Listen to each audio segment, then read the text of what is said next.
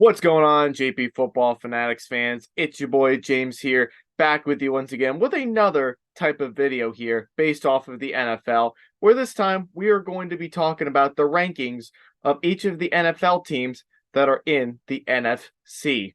The NFC conference is probably considered one of the weaker conferences out of the two that are in the NFL as of late, with a couple of teams that stand out to most people at least as being probably the top premier teams in the NFL.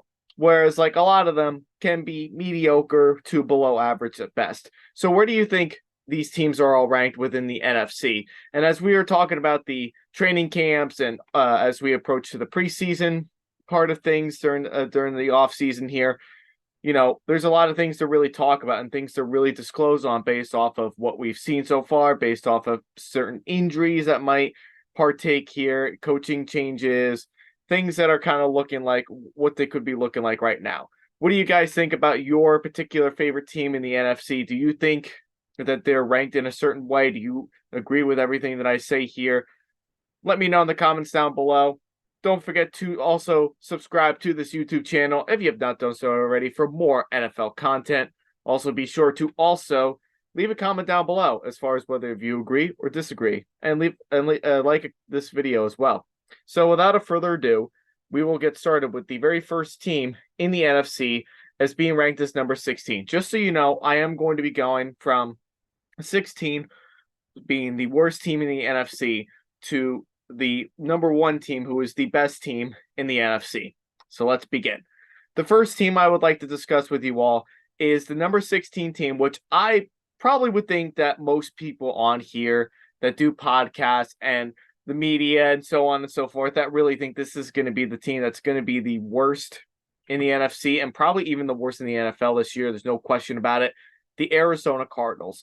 The Cardinals have to be the worst roster, the worst team in the NFL as of right now, not just in the NFC, but in the NFL as a whole. So they are my number 16 team. What's there really to like about the Cardinals besides Kyler Murray, who is probably not even going to be playing for most of the season? And if I was him, I probably wouldn't really either, based off of the injury that he's been dealing with. So that's a really long recovery of his injury that he is dealing with. And based off of other things of what's been going on in the offseason with him and his attitude that's not really impressing really anybody here, there could be a lot of talk of where Kyler Murray could be getting traded either at the end of this season or during the season. But I think it's going to likely happen after the season's over so they can get a high enough pick and be able to get the draft picks to be able to trade him away. So the Cardinals, what's there really to like about the Cardinals? I don't know. There's really not a lot to really talk about nor to really like about this team except for, I guess, Marquise Brown. I mean, he's the only good player on this team. That's really it. James Conner, where are you? We don't really know where you're at right now.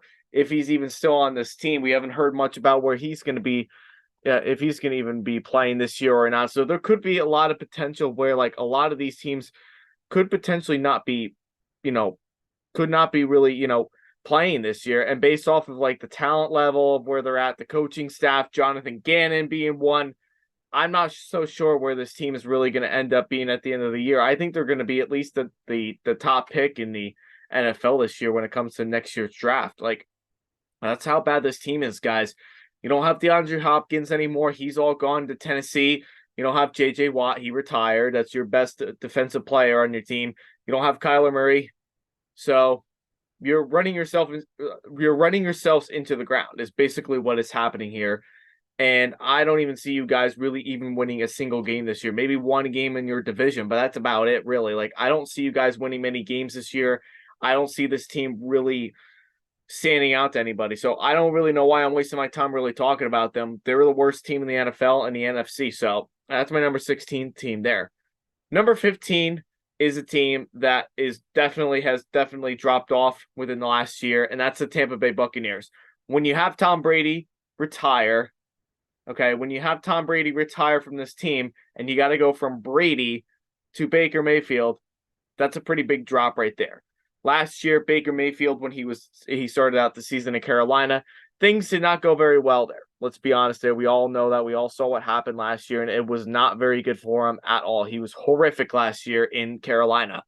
Then he goes to the Rams. He takes over from Matthew Stafford.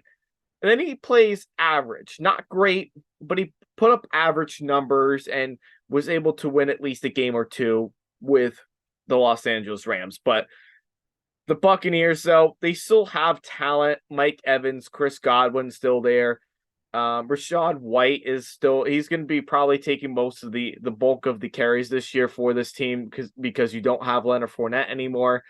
Your defense is still very solid, very good players on that defense, and the defensive line is very good still. But I think as far as like the team as a whole and the quarterback situation that you have, and going back and forth between either Baker Mayfield or Kyle Trask, who hasn't even taken an NFL snap, this team is going to be poised for probably being one of the worst teams in the NFL this year and in the NFC for sure. They just don't have what it really takes. They don't lack the weaponry. They don't lack any of that. But as far as like key players and coaching, like Todd Bowles, for example, who hasn't really proven that he is a good head coach. He's a good defensive coordinator, a good defensive coach with a good defensive scheme, but he has not proven to anybody that he can coach in this league. And even he couldn't really coach up to Tom Brady standards that he needed. You had Bruce Arians, who, you know, most people did not like Bruce Arians because he was very curt and he was very to the point, and he was very blunt about everything that he would say about any player or coaching staff on his team. He does not care.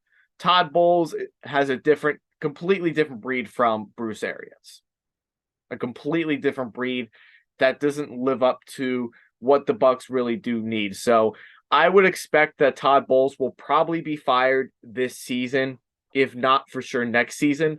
And they could be playing for the quarterback for their future. But Baker Mayfield is not the future for this team, nor is Kyle Trask. This team is going to go under this year.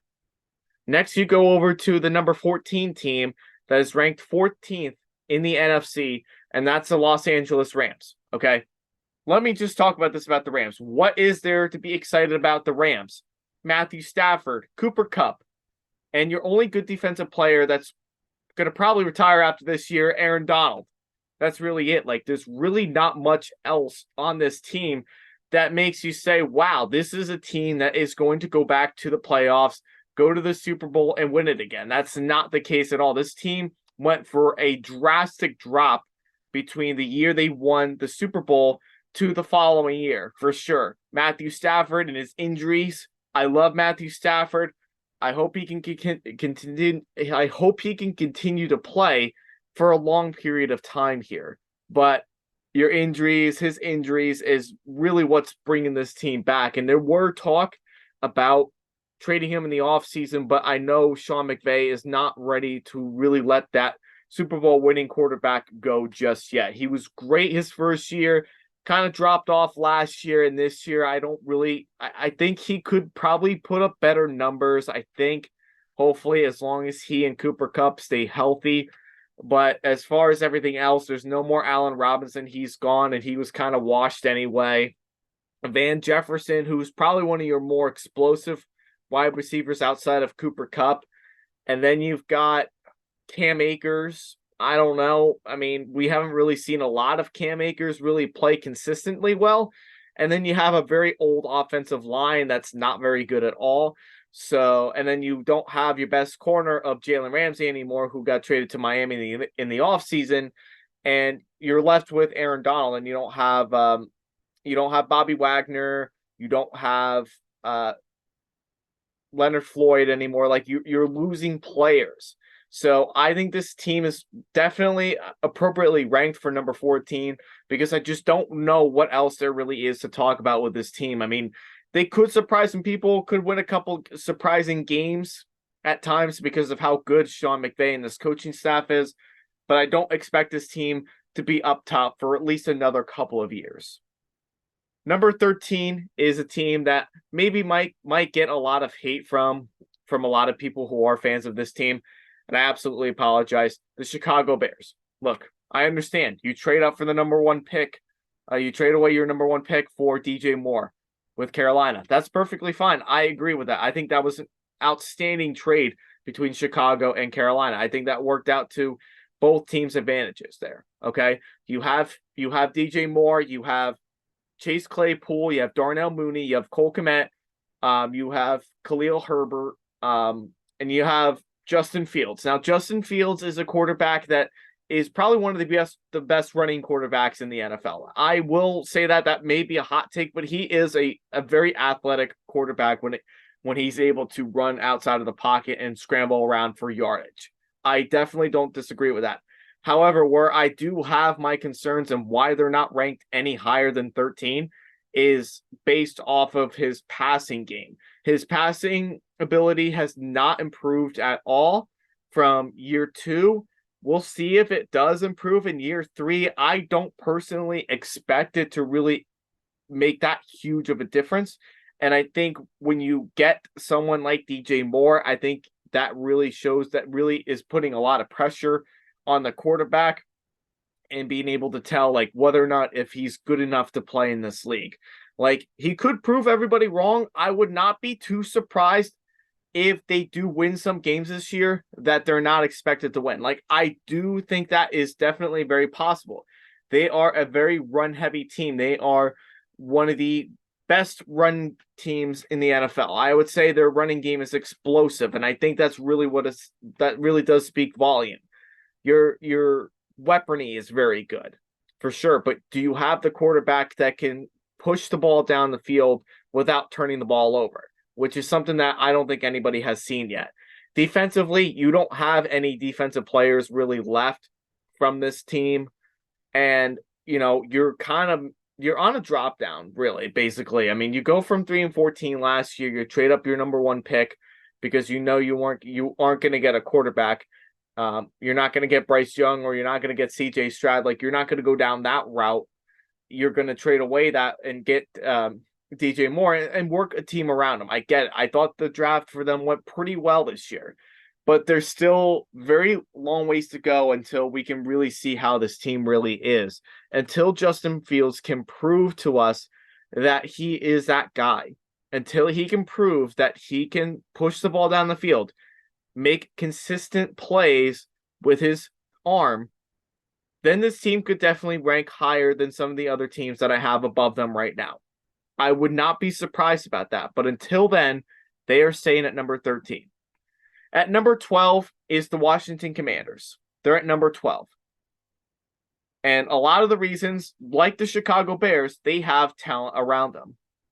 They have a lot of talent around them. They have, I think, probably the best defensive line, if not one of the best defensive line in the NFL for sure. They have a pretty good offensive line, maybe a little bit overrated, but a good offensive line that can get some plays in. They can pass protect and be able to protect the run too from the running back. So I think their line is pretty solid, but maybe a little overrated. Terry McLaurin, you have Curtis Samuel. You still have good players on this team. Like, there is no denying that whatsoever, that you still have good players on this team. However, a lot of questions rely based off of the quarterback play. Is Sam Howell the guy? And we have no idea. Let's just be honest with you right there. We have no idea what Sam Howell is. We saw him play last year against the Cowboys, and he looked impressive. He looked very impressive in that last week of the season against the Dallas Cowboys, that they pretty much weren't really playing for anything at that point anyway, because Carson Wentz decided to throw the game away against the Cleveland Browns. So the Commanders are good.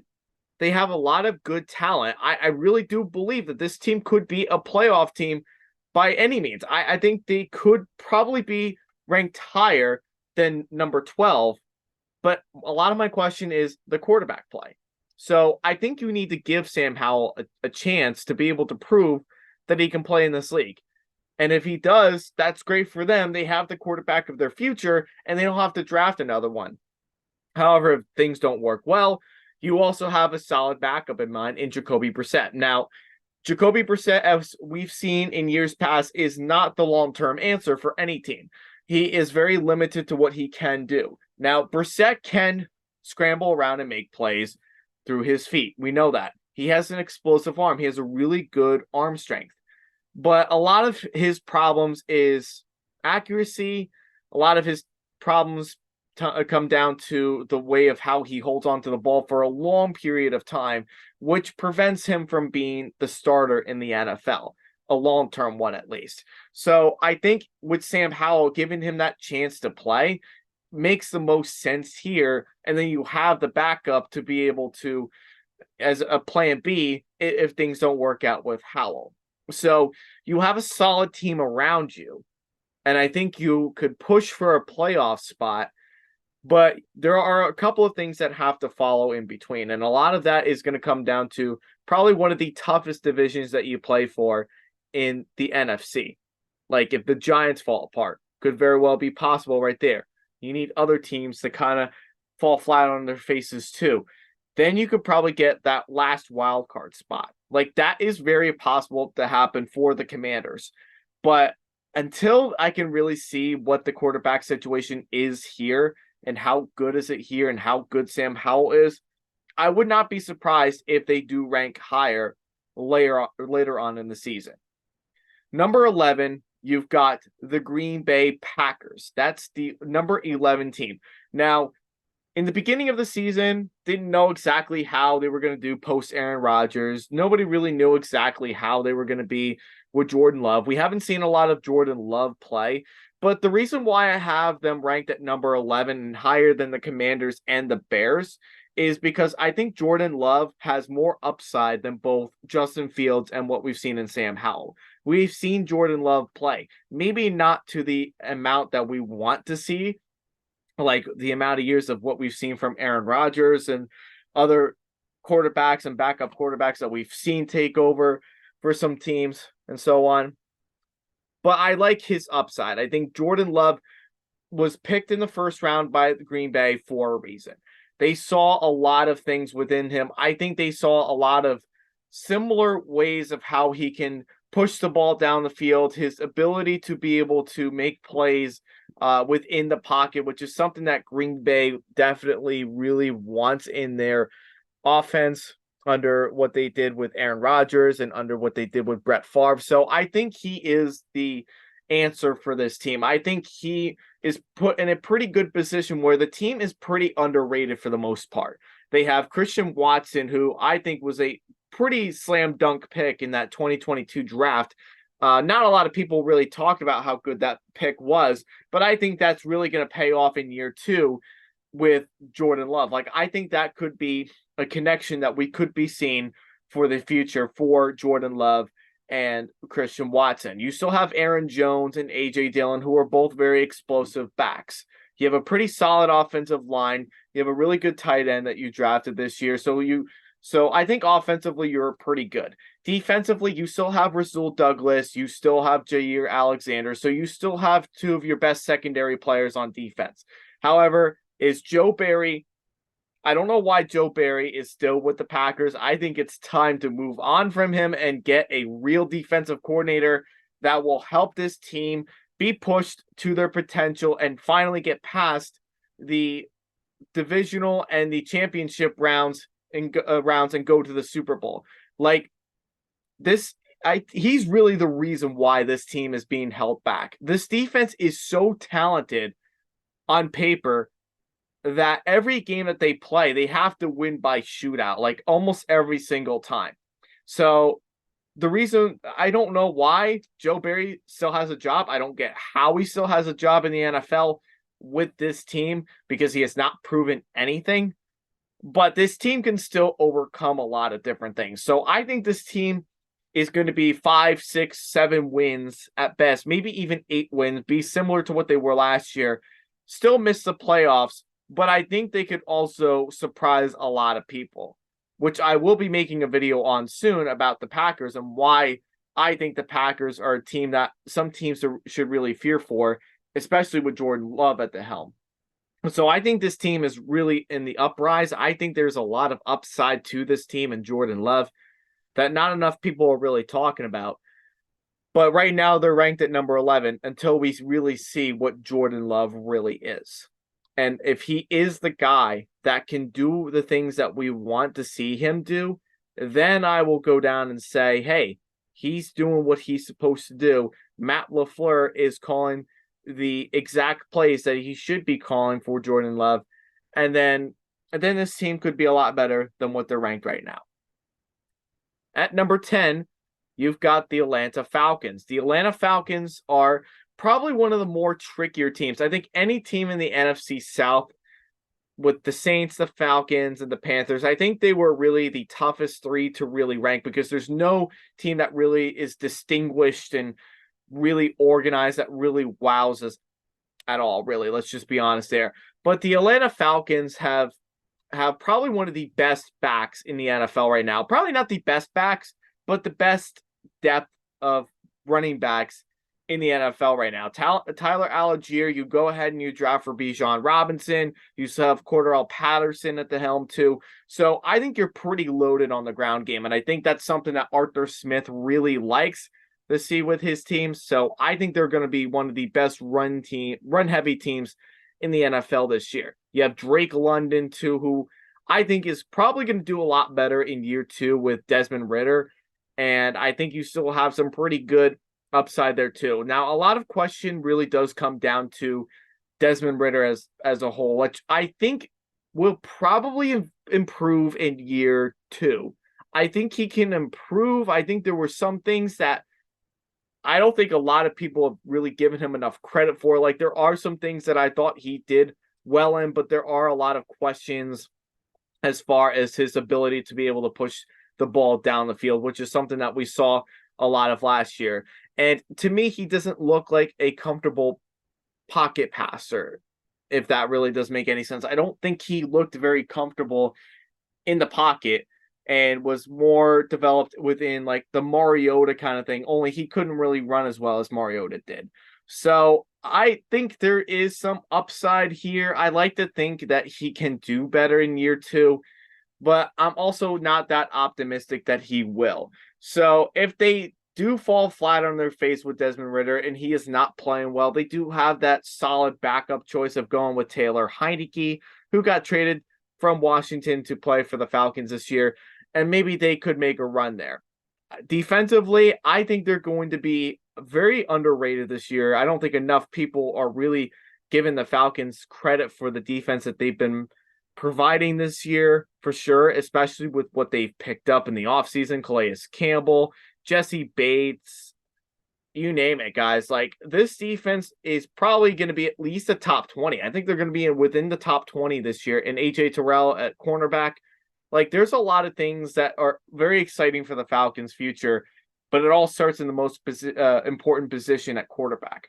And can Arthur Smith be able to work around Desmond Ridder and really rely heavily on the run game without any of the running backs really getting too much of the carries, too much bulk on the offense, and be consistent? That's going to be like the biggest thing for the Falcons. But I think they could be a decent team this year. Like, I really do think they're going to be a decent team that I think they're going to sneak up on a lot of teams. Defensively is very underrated. So I think the team could have a pretty decent year this year if all things work out in their favor. At number 9, you have the New Orleans Saints. Now, new quarterback at the helm, which is Derek Carr.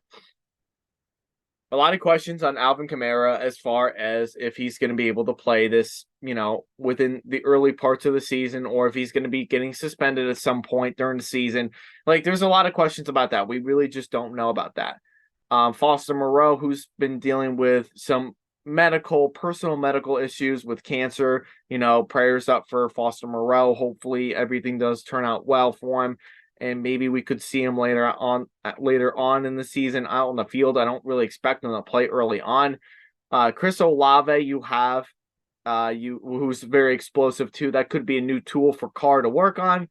Michael Thomas, I don't really know about Michael Thomas. Where is he at? We don't really know. Some pretty good tight end positions in place of Moreau if Moreau is not ready to go. Like, you still have Taysom Hill there that probably could play some utility player there. He is at that tight end position still. A pretty solid offensive line. But then you have a really good defense too. Like, some people might consider it overrated, but I think there's still a good defense, a solid defense.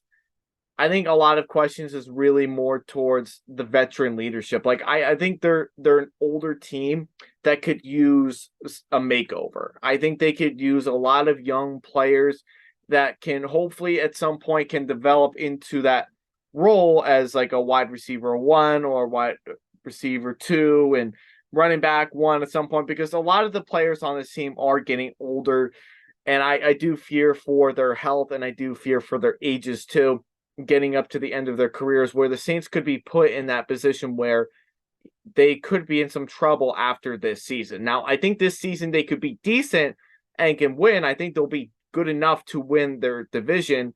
However, veteran leadership again, you have a lot of older players on here. Derek Carr, is Carr going to be able to have a bounce back year after a dreadful year last year with the Raiders? That's going to be a lot of questions on the Saints, and you know, as a team as a whole, you know, there's a lot of things to like about them. There's a lot of teams, there's a lot of things to really question about them. But I think there could be a sneaky, decent team this year that can sneak up on some teams. But a lot of questions are going to revolve around, like, is Derek Carr still the guy? And is Dennis Allen going to be able to coach up to what he's got? And I think Dennis Allen is a good coach. We'll see how he does. I think he's a good coach. I think he could be a head coach in this league, but we're just going to have to wait and see until the season starts. And then the one team that's ranked above them, and I think a lot of that is because right now I think they're probably one of the more complete teams out of the four teams in the NFC South, and that's the Carolina Panthers. Frank Reich, head coach, not much to really say there. Really good head coach, very underrated coach and leader for a young group of men. You have your number one guy at quarterback in Bryce Young. You have a mentor of Andy Dalton, who's going to do a phenomenal job mentoring him and hoping that things do work out in that favor. You have a lot of mix of veteran, and this is what I like about the Panthers, what the Saints didn't do.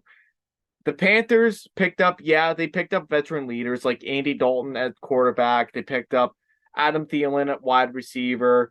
So they did pick up some veteran leaders, but they also are being backed up by young, inexperienced players that they drafted in the draft this season. So like Bryce Young, for example, who's going to be pretty much starting in week one.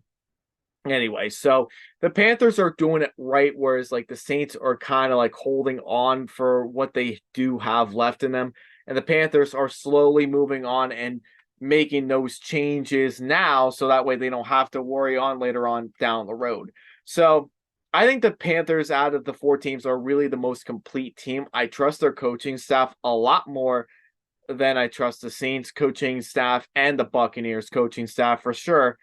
And I think they're very underrated. Like, I think if there's any other team that I think are going to sneak into the playoffs and it could give the Saints a run for their money, it's the Panthers. Like, look at what they've got, guys. Adam Thielen, Bryce Young at quarterback. You have Miles Sanders at running back. You have, you know, all this other good players. You have Hayden Hurst at tight end.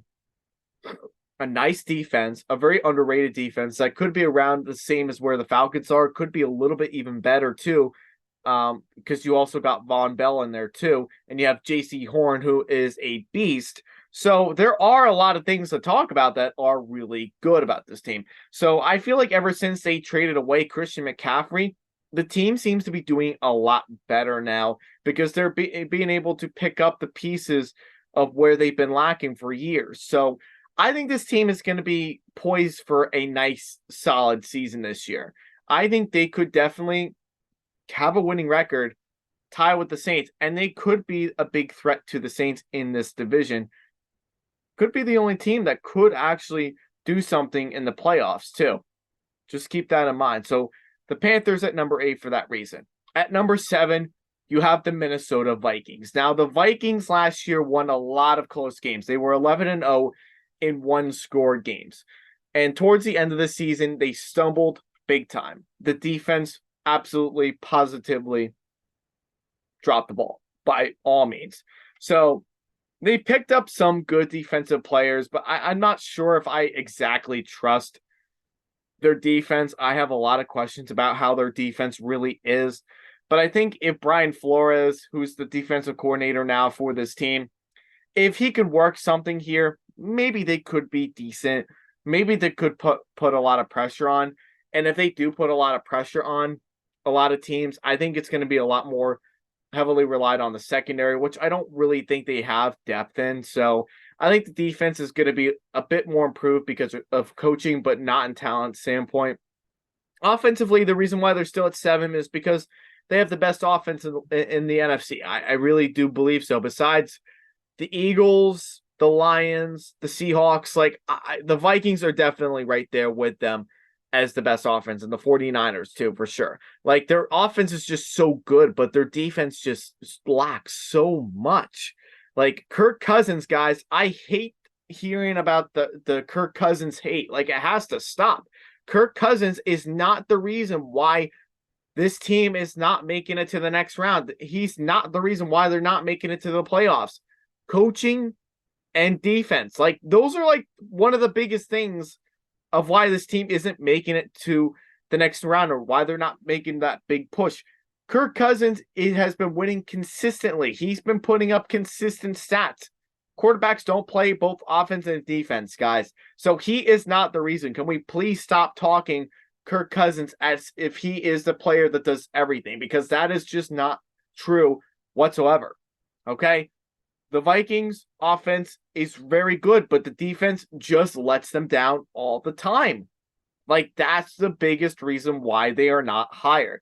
If they were to pick up pieces on the defense, if they were able to be very good, if they were better coached, this team could be a lot higher.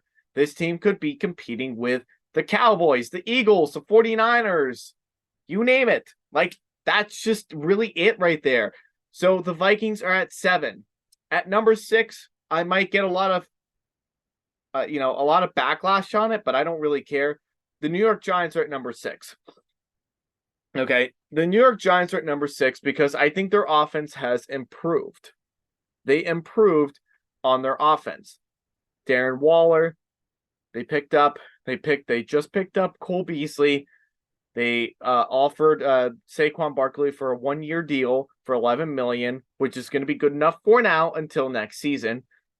And you have a good offensive line that should be better. Paris Campbell, you have in there too. That's a pretty solid player. And then you have a pretty nice defense. We'll see how Deonte Banks does in his rookie campaign. I think he's going to be the starting cornerback for this team. And then you have Love in there too. That's going to be really good. So you have a pretty nice, solid team here, and you have really good coaching. I think right off the bat, I think you have probably one of the best, if not the best, coaching staff in the NFC. There's no question about it. But there is a big problem that we do have to talk about, and that is because of Daniel Jones. Is Daniel Jones as good as what he showed last year? Last year, a lot of Giants fans, I'm a Giants fan myself, but Daniel Jones last year was not the Daniel Jones that we knew from 3 years earlier, who was turnover worthy. And I think a lot of why he was so successful last year, or seemingly successful, is because you have a coach in Brian Daboll who was able to make that huge change. I've had many disagreements with my friend about Daniel Jones and his quarterback play. I do not think Daniel Jones is bad. I am not a Daniel Jones hater. No matter how many times people tell me I hate Daniel Jones, or how many times that I get that backlash on Daniel Jones, I do not believe that Daniel Jones is a bad quarterback whatsoever. I do not think that at all. But there's a catch to it too. He's also not the greatest quarterback in there. Yes, he can scramble around with his legs and make some yardage on his feet. Yes, he can throw the ball at times. But when he pushes the ball down the field is the biggest question. Is he going to turn the ball over? Chances are, a lot of times, every time that we've seen him push the ball down the field, and when we've not seen Saquon Barkley on the field, the answer to that is no. We don't see anything special there outside of that, because the ball is going to get turned over anyway. So, with that being said, really, they are not a bad team, and Daniel Jones is not a bad quarterback. But you have to be realistic, and you have to be honest with yourself about Daniel Jones. You have to be honest with yourself as, like, Is he going to be able to pick it up in year 4? Can he push the ball down the field now with more help? Last year, he didn't have a lot of help outside of Saquon Barkley. So now that he's got more weapons to work with, he has more depth within the wide receiver helm and the tight end realm. We could definitely see a different version of Daniel Jones. We could see him have a very successful year. But if he's not able to work with the new weapons that he's got, don't be surprised if the Giants do fall apart. Do not be surprised about that, because I also do believe that is also very possible of happening. At number 5, you have the Seattle Seahawks. Now, the Seattle Seahawks, to me, I think really smashed this year's draft. There's no question about it. I think they fixed up a ton of their problems from last year, from defense to offensive line, to defensive line to corners. They've done a lot of things to really help this team get better. So I really do think that this team probably deserves a higher ranking than what they're getting right now. And Geno Smith played at an all-pro level that a Pro Bowl level that we haven't really seen from him in his entire career. So I think this team is definitely poised to really upset a lot of teams this year. I think they are probably the only team that I think is going to give the 49ers problems. I think they could also give some problems if they make it that far, at least to the playoffs, and they don't fall flat on their faces. Like, they could really give a lot of teams a lot of problems. Like, I really do think Geno Smith really has proven a lot of people wrong by playing in the league very well. And it all comes down to, like with Daniel Jones, you need a good coach to be able to coach you up. And when Geno Smith arrived to Seattle and Pete Carroll was able to change that. So now Geno Smith is good because of that huge coaching change. And after sitting behind Russell Wilson and learning from that experience there, and getting some games to play in place of Russell Wilson during that season, he's learned a lot. So I really do think Geno Smith is good. I think he really has improved, and I think he is a lot better than what people give him credit for. He's also got a lot of weapons to work with too, which is something that we can't say that Daniel Jones did not have. We just can't say that Daniel Jones had that. So Geno Smith, I think, is going to do better. I think he's going to be even better than what he was last year. I think this team is going to be better than what they were last year. And I think they're going to make a push for a deep playoff run. So the Seahawks at number 5, excuse me. At number 4, you have the Detroit Lions. Now, the Lions, I believe, maybe should be a ranking below the Seahawks. But the reason why I have them just above them is because of, obviously, coaching, I think, is really good. I think they have the best offensive coordinator in the NFC, for sure.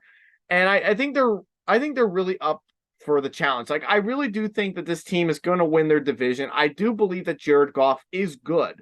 Like, when he played for the Rams, we saw a lot of good tendencies with him, but we knew that he had to be under a really good system. And sometimes it didn't work out for him in the Rams, and he wasn't making that final push to making it to winning a Super Bowl.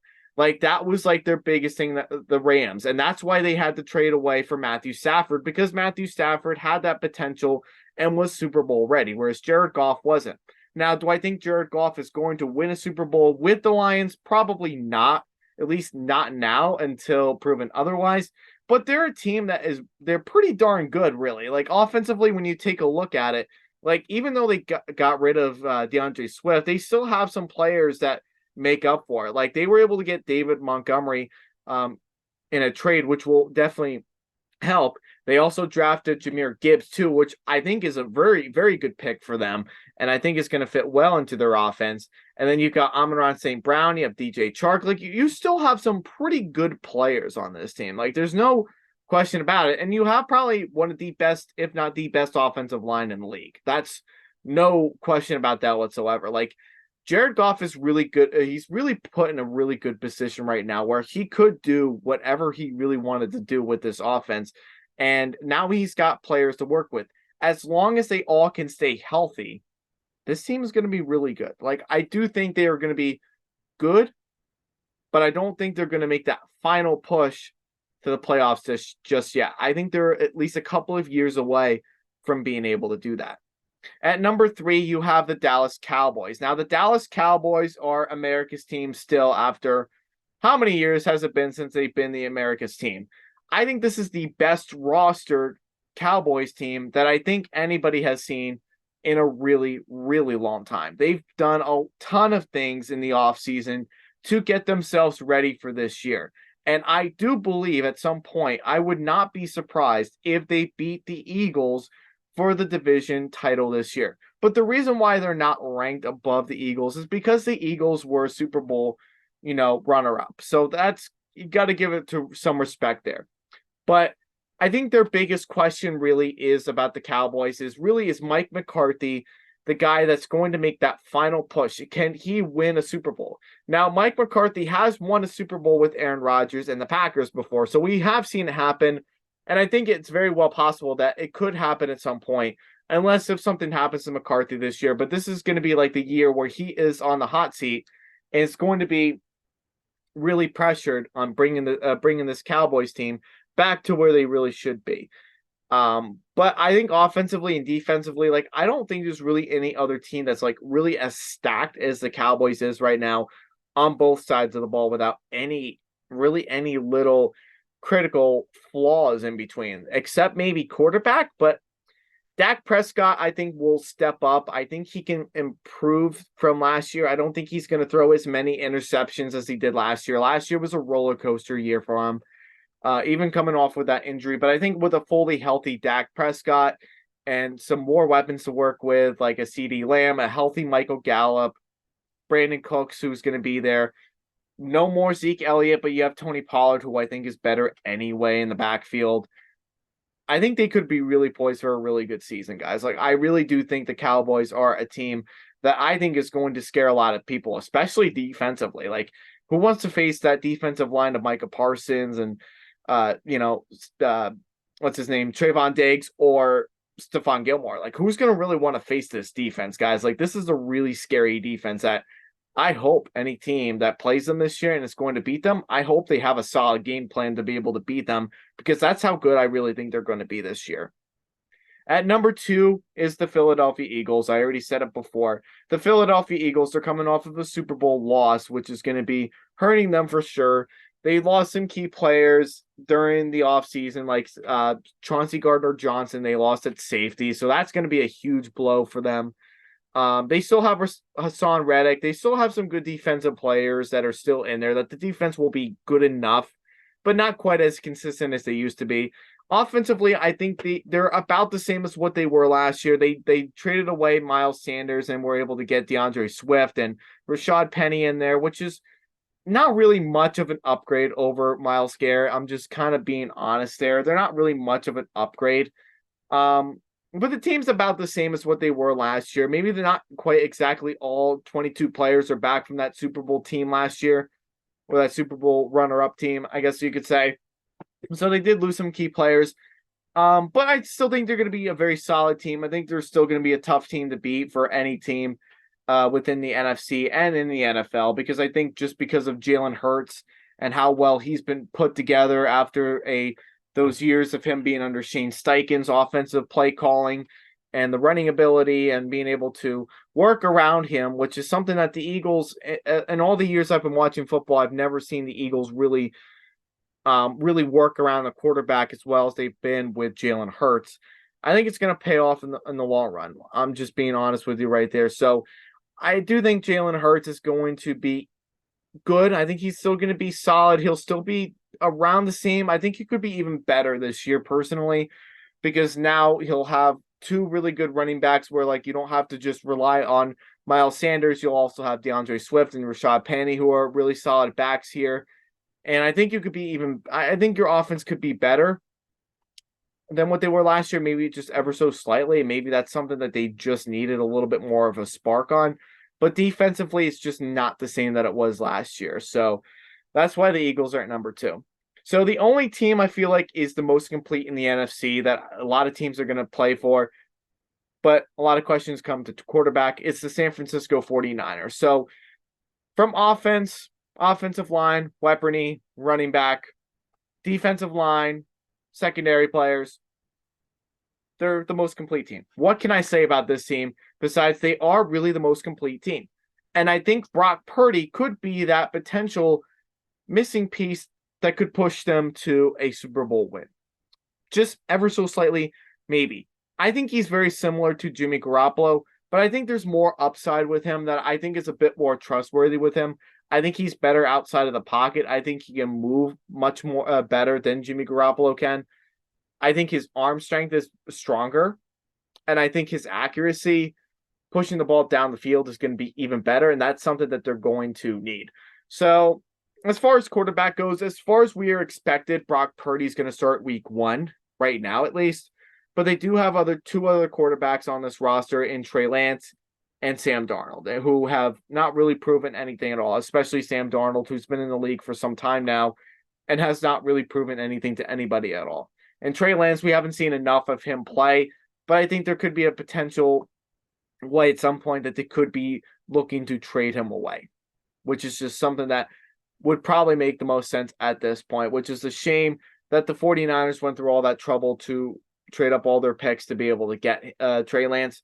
But I don't think that scene is really going to be working out. I just don't think that really fits into the Kyle Shanahan system. So now you can work with Brock Purdy or you work with Sam Darnold. Like, those are the two quarterbacks that I think Kyle Shanahan is going to be working on the most with. And I think Purdy is the more trustworthy one. I think he's the one that's proven that he can win big, big games. He could have probably won the Eagles game. He probably could have made it a lot more interesting if he didn't get hurt. But it is what it is now, and I think he's going to be really more motivated to be able to do well in year 2. And with all that being said, everybody, that is my rankings for the NFC conference of the NFL. Let me know in the comments down below what you guys think. It's James. Thank you so much for watching. Hope you all have a great night. Peace.